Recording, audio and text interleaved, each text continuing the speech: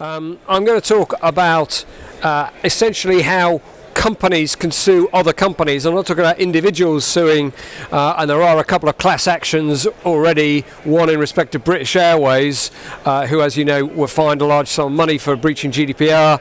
There's also a class action by people in respect to people whose privacy was challenged because of that GDPR breach, or data breach, I should say, by British Airways. I'm not talking about individuals suing companies. I'm talking about one company suing another company, and I'm going to talk a little bit about the Information Commission's approach to GDPR enforcement, just to explain to you why that's not really a remedy for anybody, and then I'm going to talk about information that you have to collect in respect of individuals, and how, if you, for example, become a data subject of your competitor, then you can get information about your competitor and their business. And there will be litigation about this. You heard it here first. And by the way, I should say I am not a litigator. I won't make any money out of what I'm about to tell you because I don't litigate for a living. I'm a commercial lawyer. I do deals. I don't actually litigate against people. But nevertheless, I haven't heard anybody else spot this or talk about this potential bit of litigation. And even more so, there is potential for litigation in the context of the right to data portability, which I'll also talk about. I was talking to somebody earlier today about the complexity or difference in complexity between the GDPR and the old data protection rules.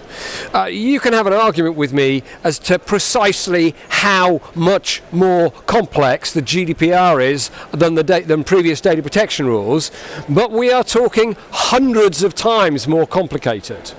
There are hundreds of times more things. There are hundreds of things more to get right under GDPR than there were under the old data protection legislation, literally hundreds. And of course the ICO the Information Commission Officer, has roughly the same number of staff now as she did in the past, a little bit more but not many. She certainly hasn't got 100 times more staff, and she has to police all of that. So she really doesn't have much time for the sort of things that I'm about to talk about today. In fact, she doesn't really say very much at all about what I'm going to talk about today, because it's not what she's about. She's really about big data breaches, not compliance with, I wouldn't say the trivia, but the detail of GDPR. She hasn't got time to be to do that. So let's look first of all, the first subject I want to talk about, which is information you have to collect from a data subject. Article 13 talks about data when you get the data from the data subject. So if you go on a website and you get that data, then there should be a privacy policy telling you what data that's being collected. Article 14 talks about very similar bits of principle, but related to where third parties give data. So for example, if you are if in many circumstances somebody else is giving data about you. Actually, an example which is at the back of this theatre is that, in theory, although they're not giving me data, but in theory some of the speakers here are getting data about you as individuals because you've agreed to pass data to the speakers if you attend these sessions. Not me, because I don't want your data, unless you want to give me your card later. So you can get data either directly from individuals or through intermediaries, and Article 14 deals with the intermediaries. A lot of this stuff is what I would call motherhood and apple pie. I say motherhood and apple pie simply because everybody's doing it anyway, and if you don't understand what I mean, have a look at somebody's data protection privacy policy, because it will tell you the confirmation, the purposes, the processing, the types of data held, whether you are passing the data to third parties, and if so, what third parties, the categories of recipients. And you should also be telling people about the right to rectification, erasure, and indeed data portability, we'll talk about later. That's not what I'm interested in. I'm going to drill down to the bit that I'm interested in, because the bit I'm interested in about is what I said at the beginning. How can you get information about your competitors. And once you start talking about automated decision processing, that's when things get interesting. So the first thing you have to say, if you are a data processor and you have automated decision processing, that is that you actually undertake that sort of processing. And the only way, you'll probably be aware that there are a number of what's called gateways to processing data. In other words, you can't just process data willy-nilly. You have to have an excuse. By an excuse, I mean a rationale under GDPR to process people's data. And the three important ones are consent, pursuant to a contract, or what's called legitimate interests. Now, when I advise my clients, I say, go as far away from consent as you can possibly get, because consent is a real pain in the butt when it comes to being GDPR compliant.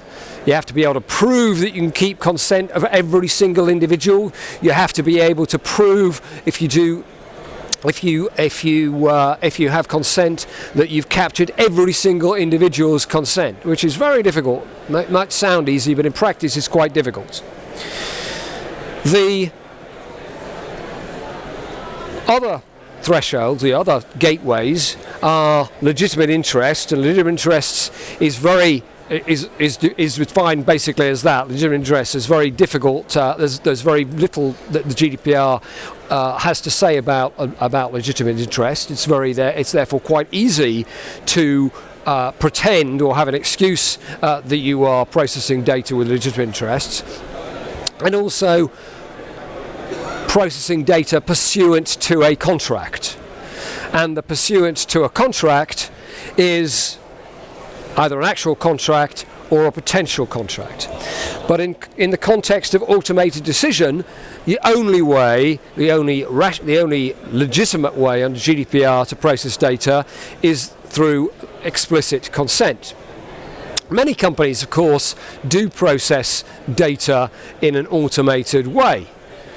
Particularly large companies that are trying to, I wouldn't say pull a fast one, but create a better way, a better dynamic to making profit. So for example, if you're an airline and you're selling tickets, the time of day that the person is coming on looking at your website is relevant, whether they've looked at your website before, if you've collected cookies or you're sharing cookies with a third party, what inquiries have they made with third parties about the destination they're going to. There's lots of information that you might use in an automated way to then give a dynamic ticket price, for example.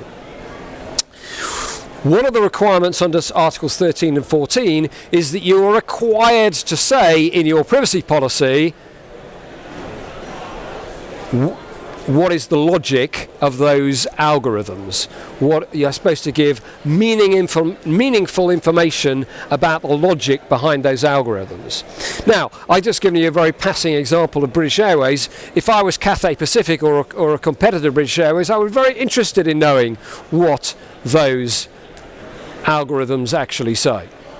Any information about my competitor's algorithms is of commercial benefit to me. Well, under Article 13 and 14, you should, at the point in time when you're collecting the data, be telling people about the meaningful data, about the logic behind those decision-making protocols. How much information do you think British Airways, or for that matter anybody else, actually gives on their website about that logic? The answer is, thank you very much, sir. The correct answer, absolutely none whatsoever. And if I was advising British Airways, that's precisely what I would say. Yes, just ignore it, because the Information Commissioner is never going to enforce that with a month of Sunday. She's got far more important things to do than worry about whether you're giving meaningful information about your logic. However, this is a requirement under GDPR. If I was the sales director of Cathay Pacific, I think I'd be very interested in registering under British Airways and then saying, well, I want meaningful information about the logic when I went in to inquire about ticket prices to Hong Kong or wherever it may be.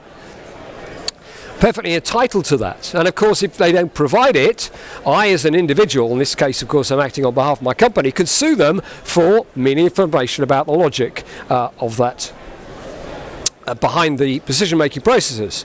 And if so, I've also got, if I am undertaking automated decision-making, then I've also got to provide information about the significance and consequences of that processing. Well, the significance here is maybe quite obvious. I'm going to offer you a different price than somebody else, and the consequence might be that I am going to use the data you provide me in a dynamic way to give you a different price than somebody else. Exactly the same rationale principle applies if you do a subject access request. If you do a subject access request from, in that case the example I gave was an airline, then the airline is obliged to give all the information I gave before, including the motherhood and apple pie information, but also, more importantly, is required to give you meaning and information about the logic of any automated decision-making processes. And let's face it, every single business, or large business, and large businesses who I'm really aiming this talk at, undertakes automated decision-making in some way, shape or form. So what do we mean about what's meaningful information about logic? What does that actually mean? Well, the Information Commission Office has very little guidance on the concept about what is meaningful information about logic. However, there is also something called the European Data Protection Board. Now, as a part of the GDPR, which you won't have dwelt on because it's not important to most people, which essentially requires the various heads of the European Information Commission Office, in other words, the head of the German, there is a single German federal office, the head of the French office, the head of the English office, etc., to get together and produce guidelines. Used to be under the old Data Protection Act called the Working Group Article 28 Committee, because it was in Article 28 of the previous legislation. It's now called a more longer title, European Data Protection Board. So the European Data Board has actually looked at this and said that meaning information about logic means that you have to provide detailed and relevance of the main characteristics considered. In other words, you have to be able to give information to somebody, not so that they have the whole algorithm, but so that they understand enough about the algorithm to understand how that is affecting their decision. There's no point if you just give information and you don't actually tell somebody how that's affecting the decision they're making, then that's not good enough. So going back to the British Airways example, it's not good enough for British Airways simply to say, well, the time of day at which you log on actually affects the ticket price that we offer you. Assuming that it does, and it almost certainly does. They've got to say, well, actually, we offer cheaper tickets to people who come on right late at night at 1 o'clock in the morning, for whatever logic they have behind that. So in other words, you can't just say to people a generic decision. You've got to actually say what is affecting the decision in their case, which is essentially an awful lot.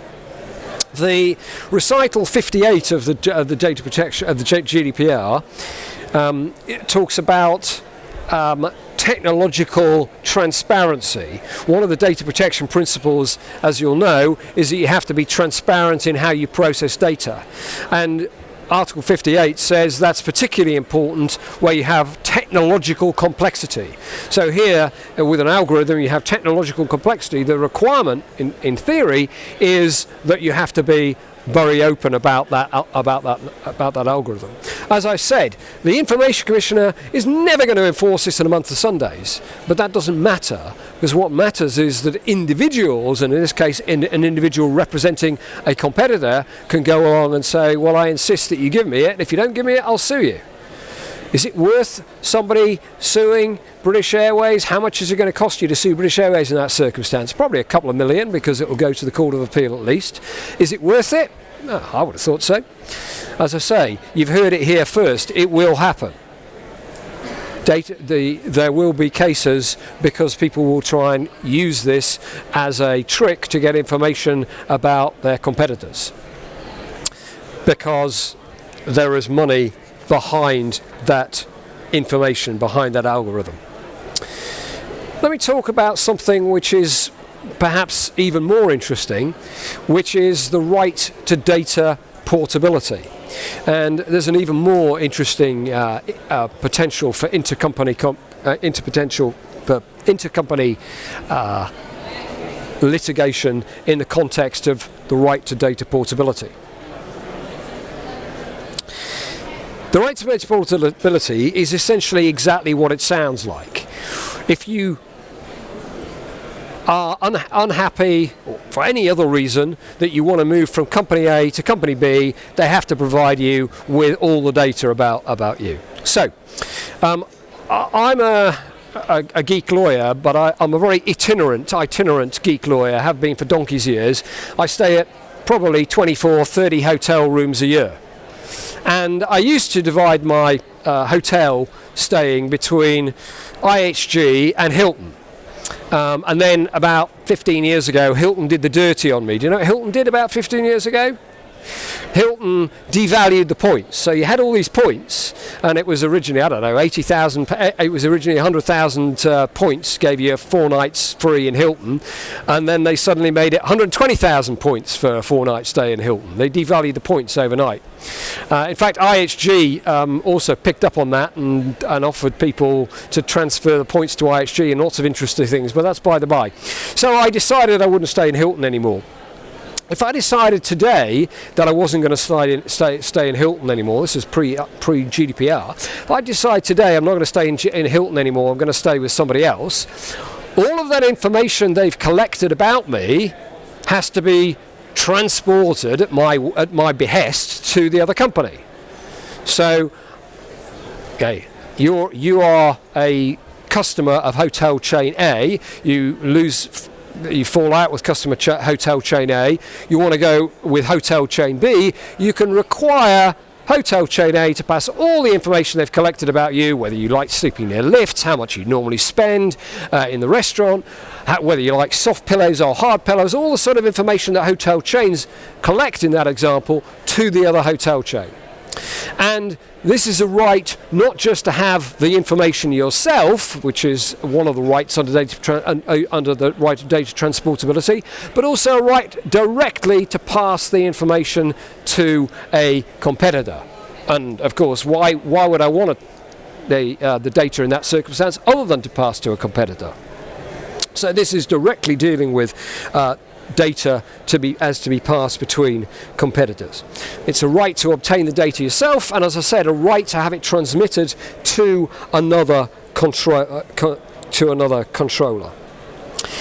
It only applies where the processing is carried out by automated means. Well, again, which company would collect this otherwise than automated means? If I gave you an example of restaurant spend, you couldn't possibly collect that data manually. You'd only collect that data by automated means. So that condition, if it is a condition, is a very easily complied with condition. Or where the processing is based on consent or a contract. Remember I said there was 3 gateways to processing data. One is consent, one is with consent, one is pursuant to a contract, and the other one is legitimate interests. I always tell people to try and collect data using legitimate interests, but even if you do use legitimate interests, if the processing is carried out by automated means, you're still caught by this condition. So it doesn't help that much.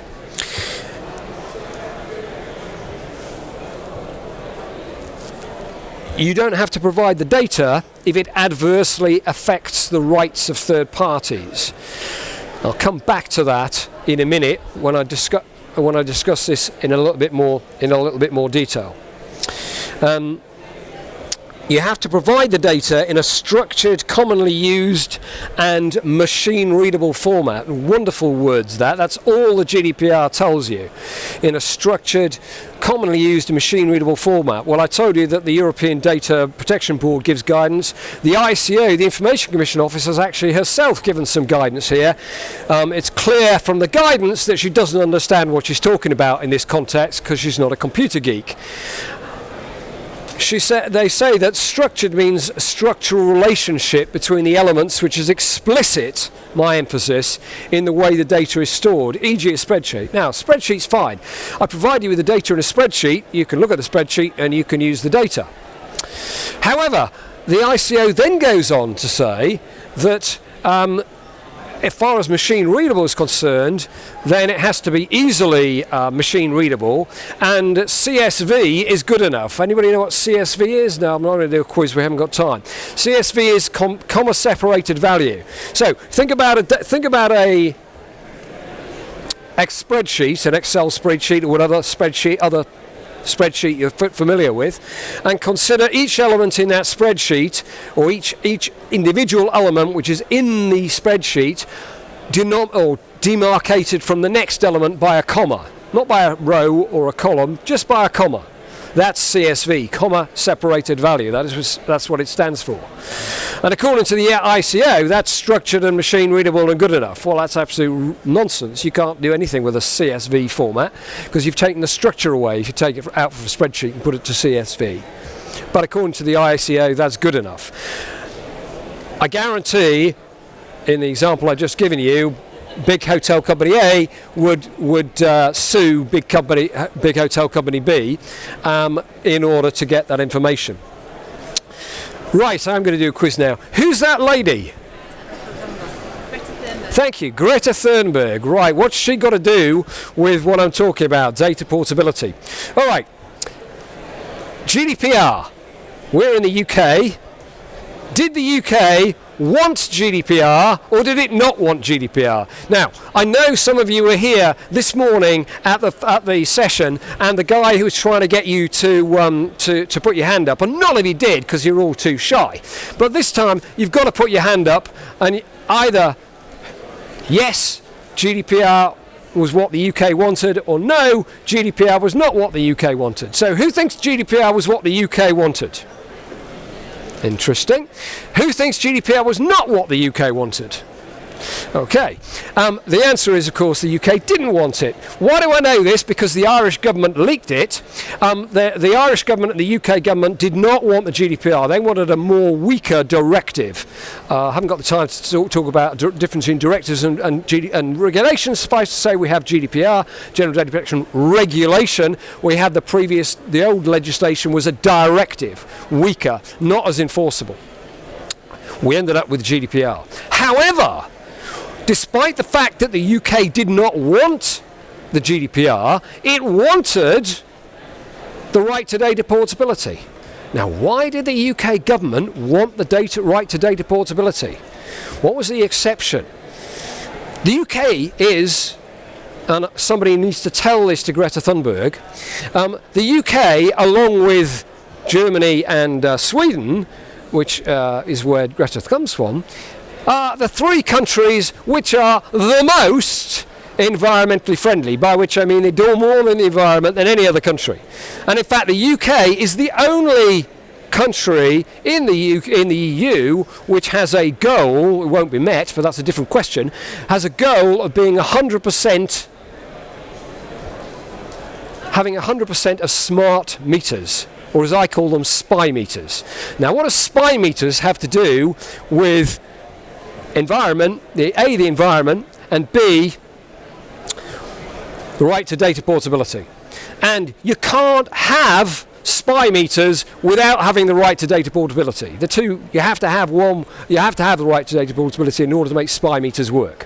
What are spy meters? Okay, spy meters are particularly electricity. I know there was some people from Thames Water. I'm not worried about Thames Water. Electricity. If you use your electricity in the evening, you put your washing machine on in the evening, that's good because it's better for the environment because they don't have to switch power stations on and off then, or fewer power stations have to get switched on and off if you are using your in that example, washing machine in the evening. So it's environmentally friendly to use electricity out of hours, by which I mean out of office hours. And that's one of the things that SPI meters do. Why do I call them SPI meters, by the way? Well, that's because if you speak to there's certain people who've done research, and you can actually tell what TV channel people are watching if you actually get the data on a real-time basis from a SPI meter. But anyway, that's by the by. So these are meters which show you how much electricity you're using. But if I have a relationship with XYZ electricity company and they know all about when I use my electricity, and they say, well, Dai's very good because he puts his washing machine on in the evening, so we'll offer him a cheaper electricity price, there is no point in having that competition without being able to give that information to another electricity company so they can offer me a cheaper or better price. So you have to have a right to data portability in order to make SPI metering work. Otherwise smart meters don't work. You've got to be able to pass that information, and that's why the UK government was very keen on the right to data portability. However, there are ways that you can minimize, as a company, somebody coming along and saying, well, I want all this data that you've got, that you've collected from my competitor. And one is, as I said, legitimate interest, because if you structure your data gateway and you say, well, we're collecting your data not because of contract, not because of consent, but because of legitimate interest, then you've got to argue that the data was collected in an automated manner. Well, as I say, in SPI meters, you're not going to get very far with that, because it is data, because in reality, the data is always collected in an automated manner in a smart meter. However, the legislation also says, as I said in a previous slide, that the right to data portability can't adversely affect others, which actually, if you think about it, blows a hole in this argument. Because if you are a family and you live in a house, you could very well turn around, or electricity company, which is my electricity company, very well turn around and say, well, I'm going to pass your data to anybody else, because to the extent that somebody's in a family, I am necessarily passing you data, not just about the person who has the smart meter, but also about the people in their family, because the reality is that you know the people who are living in that house, because, for example, the electoral roll will tell you who's living, how many people are adults at least are living in that house. So you know there's more than one person living in that house. There's lots of information you could instantaneously determine from SPI meter data, because, for example, if somebody comes in and uses the electricity at 5 o'clock in the evening, and then there's a spike in the electricity use again at 11 o'clock in the evening, you can almost certainly tell that somebody's coming home from work at that point in time at night. One case 5 o'clock and the other case 11 o'clock. So the problem of data being bundled is one of the ways to avoid having to give out data, because to the extent that data is bundled, you don't have to give it away under the right to data portability. Well, thank you very much indeed for putting up with this incredibly quick talk about how you can sue other companies. I will be around for 5 minutes clearing up if anybody's got any questions. Thank you.